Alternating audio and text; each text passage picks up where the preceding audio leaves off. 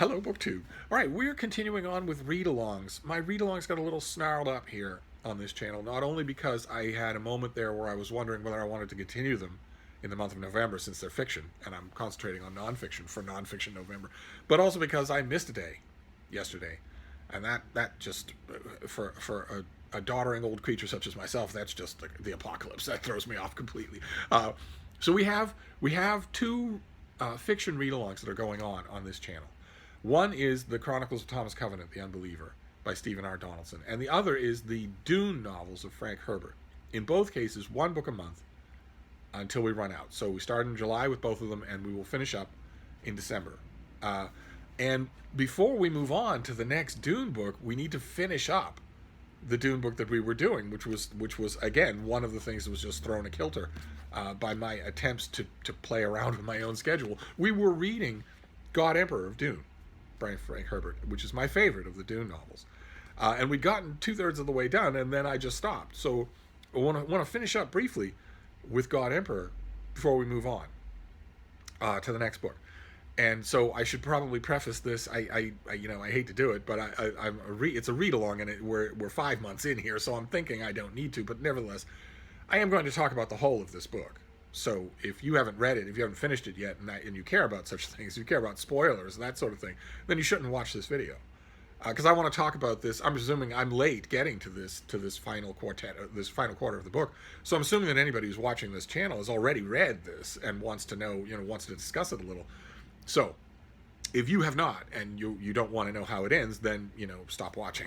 so we'll count down 10, 9, 8, 7, 6, 5, 4, 3, 2, 1. All right. Anybody who doesn't want spoilers is gone by now. So I can start off by saying the God Emperor of Dune dies. Okay, so the setup of the book starts in Children of Dune, which was the previous book that we read, in which young Leto, a child, one of the two children, the twin children of Paul Muad'Dib, accepts the sand trout of the planet Dune onto his skin, these vectors of the giant sandworms, and they change him. They bond to his body, and they start to change him. They make him at first superhuman, fast, strong, durable, but they have a longer change that they are affecting, which is essentially to transform him into a sandworm, into one of the giant sandworms of Dune. And that's how we end Children of Dune. And God Emperor of Dune starts 3,500 years later, when Leto is still around. He is mostly sandworm. 2/3, 3/4 of his body is worm. He still has vestigial arms. He still has a face, but it's no longer in front of his brain. His brain has circulated throughout his whole body. And he has become an unbelievable tyrant. He has all of the unbeatable prescience abilities that his father had. He can predict trouble before it happens, so that he can cement his empire in a way that no normal dictator could ever do. He can know when trouble is going to happen before it does, and have his fanatical army, his all-female fish speakers, ready to crush it before it happens. And this has been true for 3,500 years. Leto has imposed Leto's peace on the whole of the galaxy in all of that time. So the planet Ix, with its illicit technological advances, the planet of the Bene Tleilaxu, with their illicit biological advances, including an endless succession of Golas of Duncan, Idaho, the swordsman from the original Dune novel. The Tleilaxu keep making Duncan, Idaho. They keep giving him to the God Emperor, who has an affection for Duncan, Idaho, stemming back from his days, as a normal human, as a son of the Atreides family, and also the Bene Gesserit, another all-female organization that heavily rely. All of these organizations rely on the spice melange, which was produced by the life cycle of the sandworms in the old days when Dune was all desert. And Dune is not all desert anymore. Dune has been transformed into a lush green world, hence all the trees on the cover. And all that's left of the spice are stockpiles that people managed to put aside during the good old days. The Bene Gesserit have their own stockpile. The Bene Tleilaxu do. The Ixians do. The Spacing Guild, which needs the spice in order to facilitate interstellar travel, also has their own stockpiles. But by far the biggest stockpile, by far the biggest one, is Leto's own. and that is also the coin of the realm. In addition to his fanatical army, in addition to his ability to know what you're doing before you do it, is also that he has what he calls hydraulic despotism. He controls the main coin of the universe. So that is the world that we encounter at the beginning of this book. It's been around for a long time. Frank Herbert makes the daring choice to jump the narration ahead by millennia. And then he makes all sorts of strange choices. Because this is not just the story, this is not just the day in the life of the God Emperor of Dune. This is the end of his reign. As we find out in the chapters that we finished with at the end of the book, we find out that the forces that have been gathering and sort of pecking and picking at his power all throughout this book are going to succeed. They are going to succeed. Earlier on in the book, we see the Bene Tleilaxu mount an attack on Leto when he is in progression with his guards and his major domo Monio, and the attack almost succeeds, and it's just 50 people. It's 50 attackers with laser guns, and they almost succeed in killing him right then on the road. And Leto did not see it coming. Somehow, he did not see it coming. The Ixians, with their technology, have been slowly, gradually working on creating what they call no rooms. A room that, through technological means, is impenetrable to Leto's prescience. He cannot foresee it. As Leto puts it in the course of this book many times, he can't see a no room, but he can see around it. He can see the things that the imprint that it leaves, sort of the empty space where it should be. But it's not precise by any means. So the Ixians have succeeded in doing that, and they now know that if they want to create something that will hurt the God Emperor, all they have to do is create it in a no room where he is unlikely to be able to see it. And they do create such a thing, but it's not a weapon. It's a person. It's a woman named Hui Nori, who the Ixians craft to be the perfect god trap, as Leto refers to it. She is sweet and kind and understanding and knowing in just the way that would have appealed to Leto had he stayed human. He has made the ultimate sacrifice. He has sacrificed his humanity and also his mortality in order to impose this flat, ruthless, prosperous, benevolent peace on humanity, to stop the horrible pendulum swing of human violence that Leto's prescience thousands of years ago saw would lead to humans dying, to humanity ending. To forestall that from happening, Leto imposes his peace and becomes the ultimate predator of violence and things popping up to disturb it.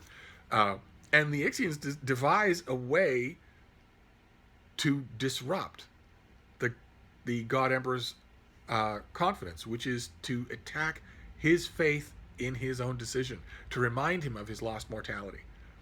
And Hui Nori quickly realizes that she's been made for this reason, but they made better than they knew. She is pure enough to fall in love with Leto.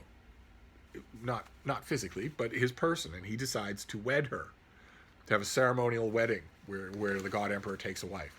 Naturally, this rankles the fish speakers, who are all female and are sort of devoted to Leto. They have an ecstatic religious ceremony of bonding with him. But their disillusionment is not the only disillusionment in this book. All is wonderful, all is sunshine and roses and butterflies between Leto and Hui Nori. But all throughout the rest of this book, there is unrest bubbling everywhere. Monio, Leto's trusted major domo, has a daughter named Siona, who is a rebel, thinks that Leto is a tyrant. Leto is a tyrant, wants to overthrow him. And Leto intends to test her. As he says in this book, most of his best servants were rebels before they became servants. He intends to test her in a way that he tested Monio, to attune her to Leto's peace, to the golden path, or that she will die. It's a risk. It's a test that takes place in the one remaining desert of Dune, and Leto is perfectly philosophically resigned to the fact that she might not survive it, and she does survive it. And it's harrowing, and it's life-changing, and she sees suddenly the golden path and understands it just the way Monio does. But it doesn't work. She goes through the whole testing, but it doesn't work. It doesn't change her. She still hates Leto. By the same token, the latest Duncan Idaho Gola, who has arrived at Leto's court. We are told that the Tleilaxu bred him to be a perfect duplicate. There have been changes and bits and pieces, alterations, slight or major, in previous Golas of Duncan Idaho, but this one is almost exactly the original, as close as the Bene Tleilaxu could come to the original. And Leto and Monio have been through many Duncan Idahos. Leto has been through many of them. He knows what they're like. He knows the things that come to their mind. He knows he has to gradually reacquaint them with him. He knows he has to gradually make them aware that he is not human anymore. He has to show his body to them, for instance. But he also has to remind them that he is Atreides, not just from the Atreides family, but thanks to all of his earlier memories, his stored cellular memories, he is all of the Atreides.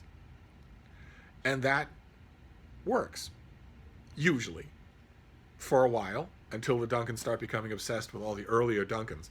Until that moment comes, for a decade, 2 decades, 5 decades, 6 decades, the Duncan Idahos are usually treasured companions and good commanders of the Fish Speakers. Leto just assumes that the same thing will be true of this Duncan Idaho, and it isn't. It doesn't work. After a while, this Duncan Idaho realizes that Leto is not an Atreides anymore. He's a monster. He's not human at all.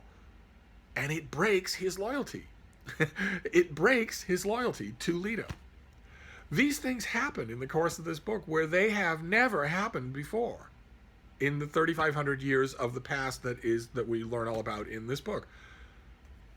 All of these things combined together. The Tleilaxu are more adventurous than ever in fighting against Leto. The next leader of the Fish Speakers, the next major acquisition in Leto's court, Siona, has no intention of joining the court. Yes, she sees the Golden Path, and she still hates Leto. She wants him dead. Duncan Idaho turns on the Atreides, turns on all of them at once, turns on Leto. All of these things you would think would be foreseeable, that Leto would be able to know they were coming. But somehow or other, they all conspire together. Catalyzed by the idea of this wedding, the upcoming wedding. All of those different pieces come together in a successful assassination of the God Emperor of Dune. He is traveling with his court along a very thin, very high bridge over a river, a gushing river. Of course, Leto is covered in sand trout. Even the faintest touch of water brings him agony. Immersion in water would certainly kill him. It would cause the sand trout to disperse from his body, and they're the thing holding him together. And that's exactly what happens. A laser gun is used to take away the thin support columns of that high bridge, and Leto just tumbles into the river. So does Sui Nori, so does Monio, so does half the court.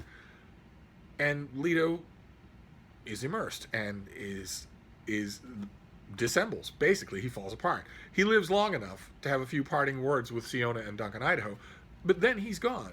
And I read this book again for this read-along, and I am thoroughly confused. I loved it. I absolutely love the way it deals with thought, with philosophy, with ideas. It is such a thinking book, despite the fact that things are going on all throughout it. There are court-related things, there's violence, there's court intrigue. Despite that fact, this is more theoretical, more intellectual than any other Dune book, or most other science fiction books that I know.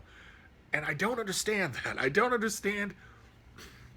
I loved it. I loved it. I want to know what you thought. I loved it more this time around. I'm in love with this book. I just think it's fantastic, including, probably especially, its portrait of Leto himself. But I don't understand what's going on here. Like, for instance, one of the reasons that Leto takes the sand trout onto his body, we hear him say it over and over again in this book, is that once he becomes a sandworm and goes back into the sand of Dune, of Arrakis, he will change the planet. It will become all desert again, and the sandworms will rule again, and spice will flow again. That the sand trout that encompass his body will go off and make worms of their own, only they'll be different because they'll each have a pearl of his wisdom inside them. They won't be just raw animals anymore. But we know that doesn't happen. This book is framed front and back by excerpts from far in the future of Leto's time. And in the concluding excerpt of the book, we're told that there are sandworms on Dune again, but they're in a little reservation, and that a synthetic substitute for the spice melange has long since been developed. So that doesn't happen. And we wonder, Leto says in this book, you know, once I die, once I go back into the sand and become Shai Hulud, once my grip on the galaxy is broken, horrible times will come. There'll be famine, and there'll be scattering. Humanity will leave the Imperium in droves. In panic, in desperation, they will leave. And knife will be turned against knife, brother against brother. It's a chaos time is coming, but they will remember Leto's peace. They will remember the pause I gave humanity. That will be worth it. But I don't see how that is. I don't see how any of this works. And I also don't see how Leto didn't see it coming. Hui Nori I can understand. She was made in a no space where his prescience could not go. But how does Leto not know that Hui Nori will be with him when he is killed, and that she will die too? How does he not know that? How does he not know that this Duncan Idaho is fundamentally different from all the others? How does he not see? We're told that some of this stuff is beyond his sight. Siona, for instance, is partially beyond his sight. She herself seems to block his prescience. But he's had plenty of experience in getting around that. It honestly seems like the concluding events of this novel catch him by surprise. And it seems like in the retrospect that's provided by the epilogue, it seems like most of his visions for the reasons for why he chose the Golden Path in the first place don't come to anything.